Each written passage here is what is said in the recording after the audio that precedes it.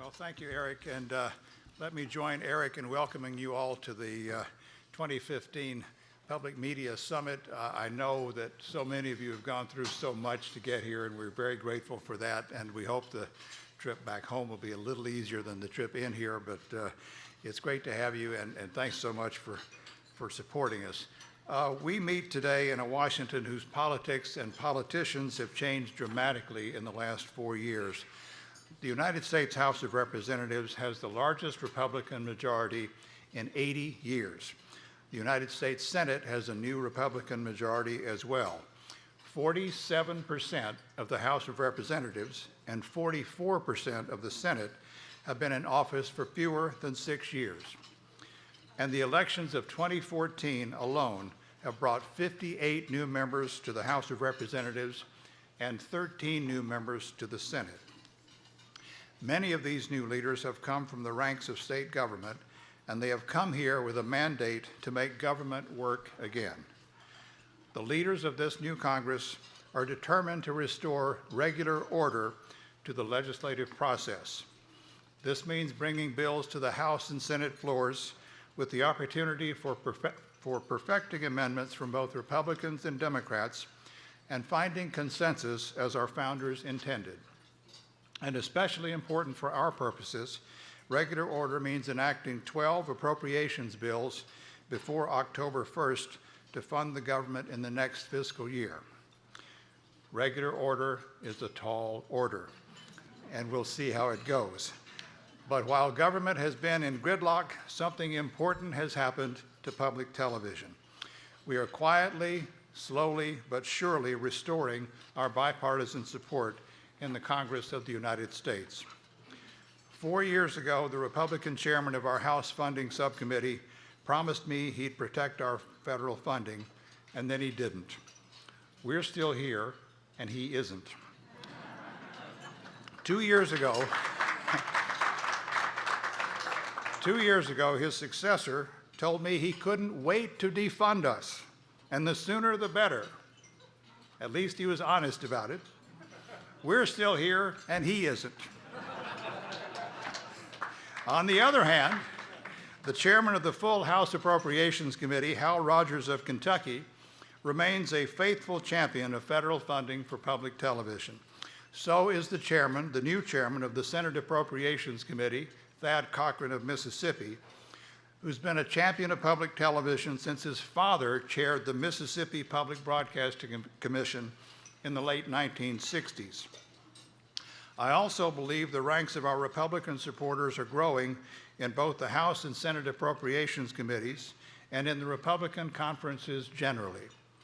One senior member of the House told me just 2 weeks ago that he thought we now have the support of a majority of the House Republican Conference. That may be a little optimistic, but whatever the number, it's a long way from where we were in 2011. We have also maintained the support of all the Democrats in both the House and the Senate who've been with us in our darkest days and darkest hours and brightest days alike. Let's not ever forget to thank them for their steadfast support. And let's begin with the President of the United States, who has defended us on the campaign trail and championed our funding with a fervor we treasure. In the federal budget he proposed to Congress earlier this month, President Obama requested $445 million for the Corporation for Public Broadcasting. He also proposed $40 million as the down payment on a new interconnection system for public television to make sure we can reach everybody everywhere, not only with television programming and educational services, but also with life-saving public safety and homeland security information. And for the first time in 6 years, President Obama proposed $25.7 million to fund a standalone Ready to Learn program at the Department of Education. In every previous year of his administration, the President has called for the consolidation of Ready to Learn with other grant programs in the Education Department in the interest of management and budget efficiency. But this year he saw the light and understood that Ready to Learn is not just another federal grant program, but a unique partnership of national producers and local stations that has produced significant and measurable progress in closing the academic achievement gap between rich and poor preschool children in America. All of this is encouraging news, and it reflects the hard work you and we have done in recent years to restore the political support we know we deserve. But we have not reached political nirvana, not by a long shot. Both the House and Senate Republican bills reauthorizing the the Elementary and Secondary Education Act propose to do away with Ready to Learn. Even our best friends in Congress are telling us that getting $40 million in new money to fund our new interconnection system will be a very heavy lift. And there are still plenty of people in Congress who'd like to do away with federal funding for public broadcasting altogether. Former House Budget Committee Chairman Paul Ryan recommended the elimination of federal funding for public broadcasting in each of the last 4 years. There's a new chairman now, Tom Price of Georgia, and a new chairman of the Senate Budget Committee, Mike Enzi of Wyoming, and we're doing our best to persuade them that the conservative thing to do is to fund public television as a cost-effective solution to the nation's education and public safety challenges. Their programmatic recommendations are not binding on the appropriators, only the spending caps are, but we're hoping to create a better political climate for public television in every committee with jurisdiction over us, and the budget committees are our most important or urgent priorities. We go to Capitol Hill this week well armed for the battles ahead and well prepared to make our case for public investment in our works of public service. It is this public service mission and the growing understanding and appreciation of it in the nation's capital and in state capitals across the country that lies at the heart of our political renaissance. This summit is devoted to the 3 pillars of public service: education, public safety, and civic leadership, that make public television unique in the media world and give us a strong claim on public investment from both federal and state governments. Education has been the birthright of public television since the University of Houston's public television station and the state of Alabama's public television network, each the first in the nation, went on the air more than 60 years ago. From those earliest days as classrooms of the air, public television stations have played a vital and innovative role in the education of America's children. President Eisenhower, who balanced 6 of the 8 federal budgets for which he was responsible, saw in public television the potential for just the kind of low-cost, high-quality solution to an education challenge that his successors in Washington's leadership can find today. In the aftermath of the Soviet Union's launch of the Sputnik satellite in 1957, President Eisenhower saw an urgent need for better instruction in science, technology, engineering, and math in America's classrooms. And in the National Defense Education Act of 1958, he proposed the first federal investment in public television for exactly this purpose. From that day to this, the federal investment in public television has been consistently focused on the mission of education, and General Eisenhower would have been particularly proud of how well public television is accomplishing this mission today. Sesame Street, the iconic program for preschoolers that has helped more than 90 million kids get ready to learn in school and succeed in life, has launched a new initiative called STEAM, adding the arts to Eisenhower's original order for STEM education. And a whole new generation of PBS Kids programming has expanded that reach and compounded that impact on America's preschool population. As Governor Mike Pence of Indiana, an erstwhile critic who has become a champion of public broadcasting, told us at last year's summit, I commend each and every one of you for the role that you have long played in enriching the lives of our families, and especially some of our most vulnerable and disadvantaged children. PBS Learning Media has gone from a standing start 4 years ago to become an important national institution of its own. More than 1,600,000 teachers are now registered to use the more than 100,000 standards-based, curriculum-aligned, interactive digital learning objects created from the best of public television programming as well as outstanding material from the Library of Congress, the National Archives, and other sources to teach 30 million students in K-12 classrooms throughout America every day. I showed Jeb Bush some of the early work of PBS Learning Media at his office a few years ago, and his response was, "Where have you been?" I've been working on the policy side of education reform for a long time, and here you come with the content that can revolutionize teaching and learning in this country. And that's not all. Public television stations operate the largest nonprofit GED program in the country to help hundreds of thousands of second chance learners get their high school equivalency diplomas.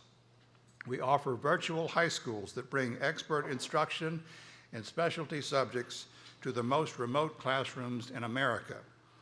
Thanks to CPB's American Graduate Initiative, we're doing our part to address the high school dropout crisis in the United States.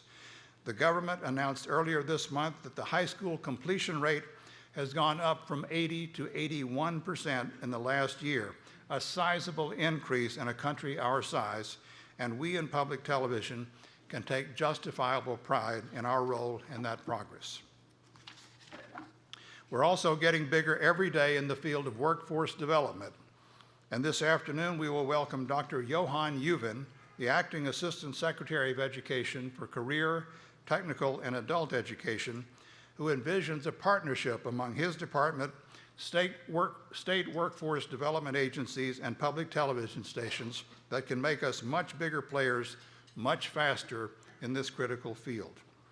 We are truly America's greatest classroom, teaching history, science, civics, American culture, and more to 200 million of our fellow citizens every year.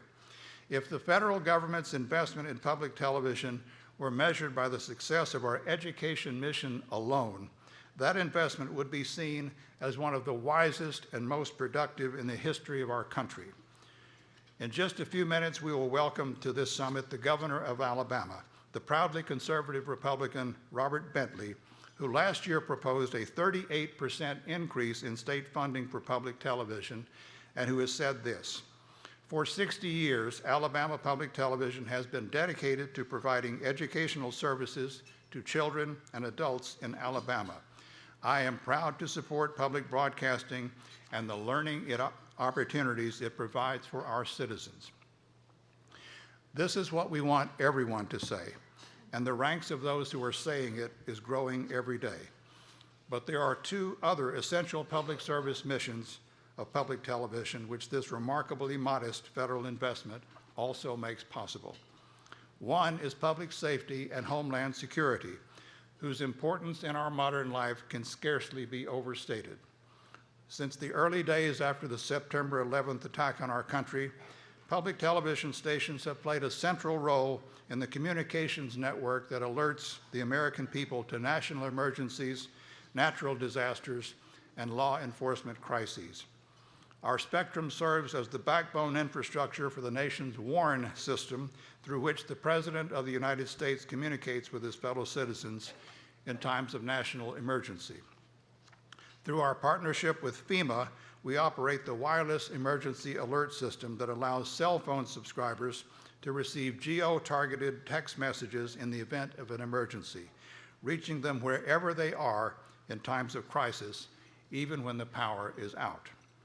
This same digital infrastructure provides the backbone for emergency alert, public safety, first responder, and homeland security services to many state and local governments.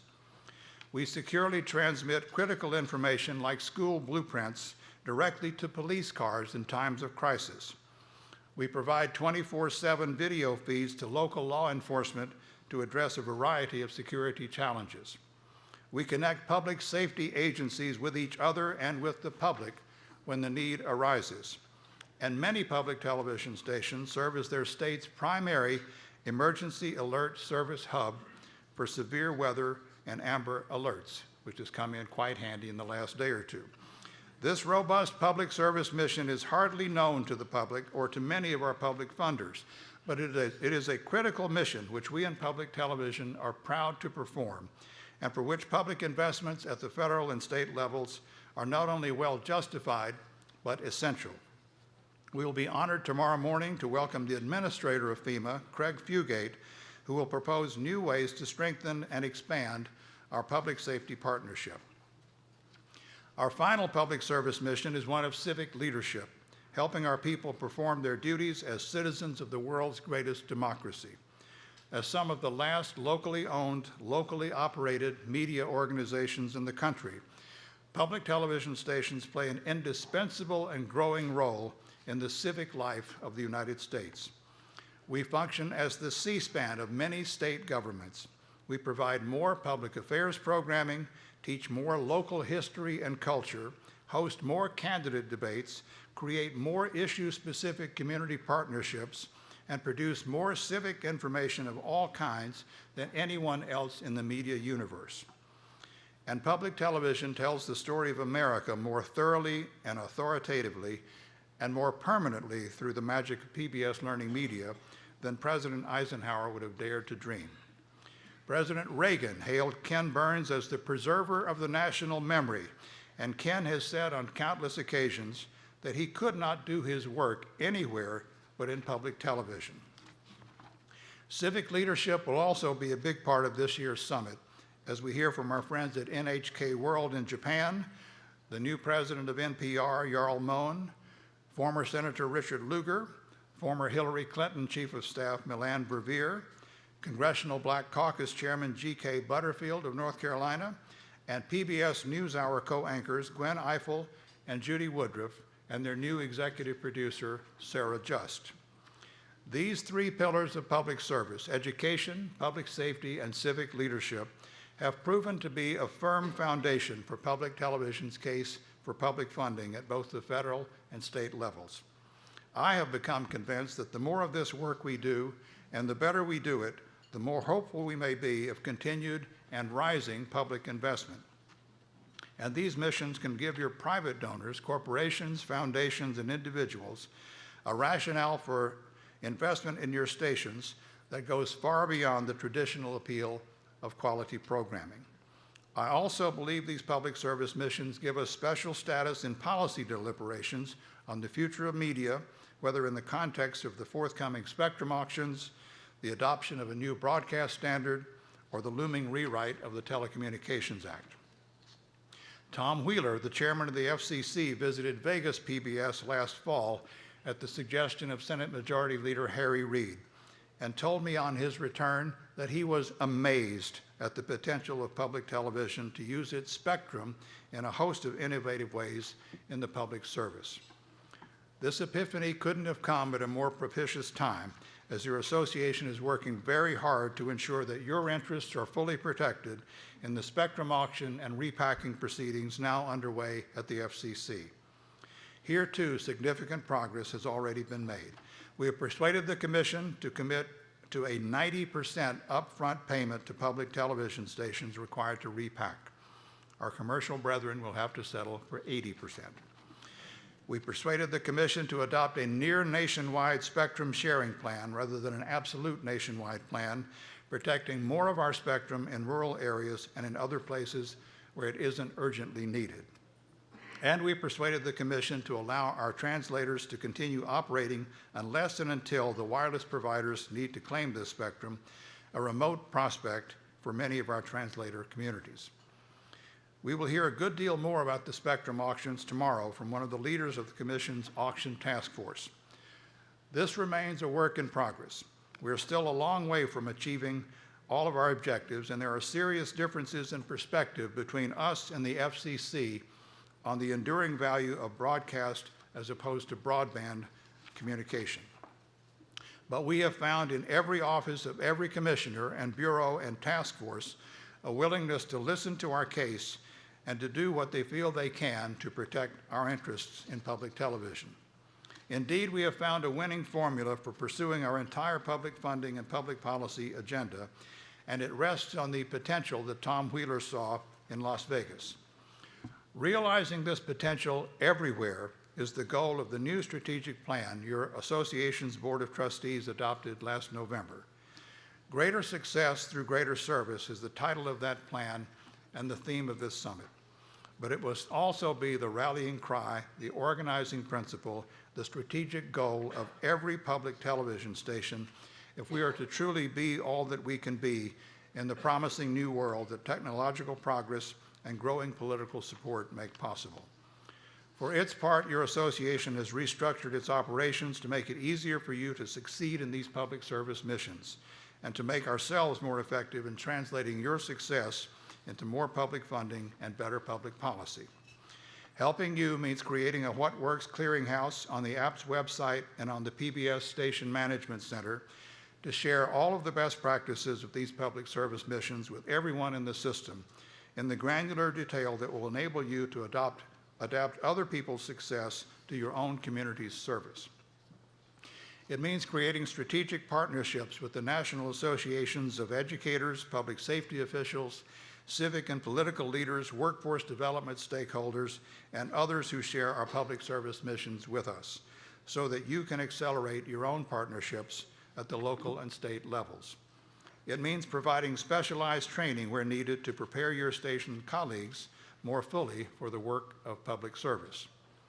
It means telling your stories in new and compelling ways to all the people who need to hear them, not just Congress and the White House and the FCC, but also our emerging network of strategic partners, the news media and social media, and our growing army of advocates for your work. It means working with you where requested on state funding issues, recognizing that state funding for public television represents almost $200 million every year, that much of our public service work requires state government cooperation, and that state governments are the first stop for most of the political leaders who find their way to Washington. Making APPS more effective means creating a research capability that can verify and vouchsafe the impact and cost effectiveness of your work with everyone who matters. It means converting the Grant Center into a self-sustaining enterprise when our CPB grant concludes in September, to continue the service that secured more than $70 million in federal and foundation grants for public television and radio stations in the past 5 years.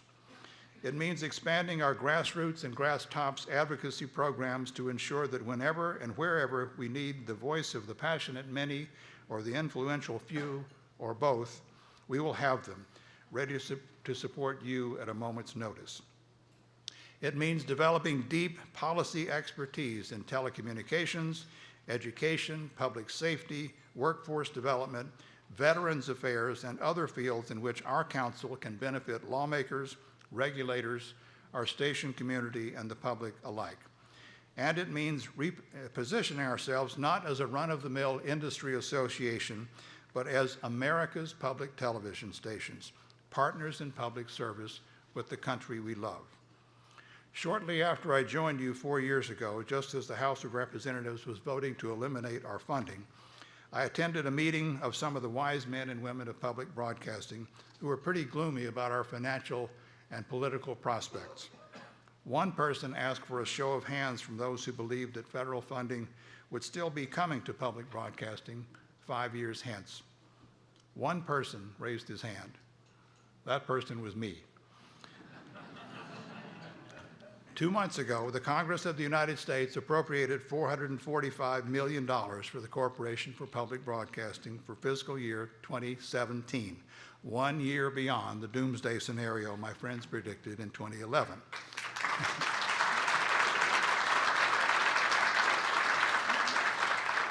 What's more, we are having a very different conversation about public television than we were having 4 years ago, and I like the sound of it a lot better.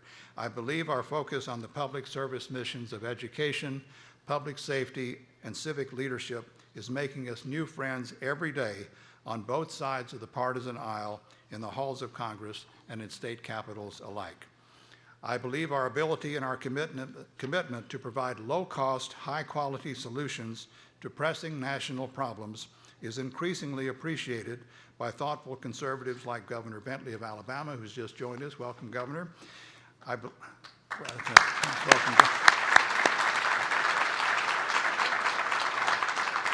I believe our commitment to serve the unserved, the least of these, the great undiscovered country between the coasts, the richly diverse population that is modern America, will continue to win the support of proud progressives like Senator Dick Durbin of Illinois, the Assistant Democratic Leader of the Senate, who will accept our Champion of Public Broadcasting Award on Tuesday morning.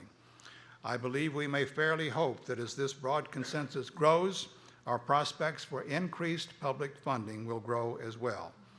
I believe the day is coming when public television will take its place in the pantheon of American institutions which almost everybody loves, respects, and values. Our friends at PBS and the producing stations have made that much easier in recent years with the phenomenal success of Downton Abbey and other popular programs. The fact that public television draws extraordinary ratings compared with a few years ago has a political effect all its own, and so does the remarkable reputation for trust, quality, and integrity that PBS shares with us. But the federal investment in public television doesn't go to Downton Abbey. It does go to the works of Ken Burns and American Experience and Nova and Nature and American Masters and great performances in Frontline and PBS NewsHour and Sesame Street and PBS Kids and other educational and cultural programming that civilize our society. And it goes overwhelmingly to you in the form of CPB community service grants, and it is that community service in education, public safety, and civic leadership that richly justifies the 1% of the federal budget devoted to our work. This is not money the private sector will replace. Private donations go increasingly to very specific purposes and programs, and public service is rightly seen by private donors as a public responsibility. The Government Accountability Office has reached this conclusion itself and found that there is no substitute for federal funding of public television. This is our story, this is our case, and as you go to visit your congressional representatives on Tuesday, I urge you to do so not as beleaguered supplicants for federal favor, but as confident, proven, willing, and able partners in public service.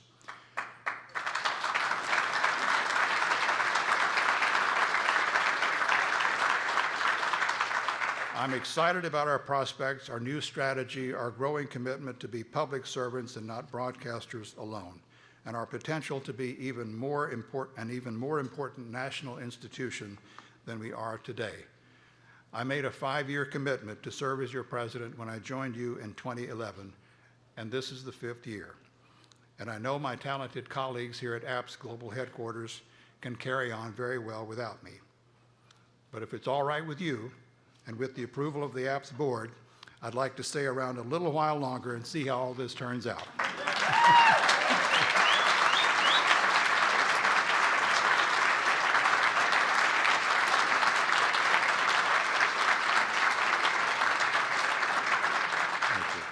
I've changed my mind because I see so many other people changing theirs. And I have come to understand late in my life the wisdom of Plutarch, who said, "The mind is not a vessel to be filled, but a fire to be kindled." That's precisely what we do in public television, kindle the fire of knowledge in a secure and civilized society.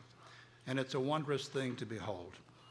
And as we begin this 2015 Public Media Summit, I am more confident than ever that the glow from that fire can truly light the world. Thank you very much.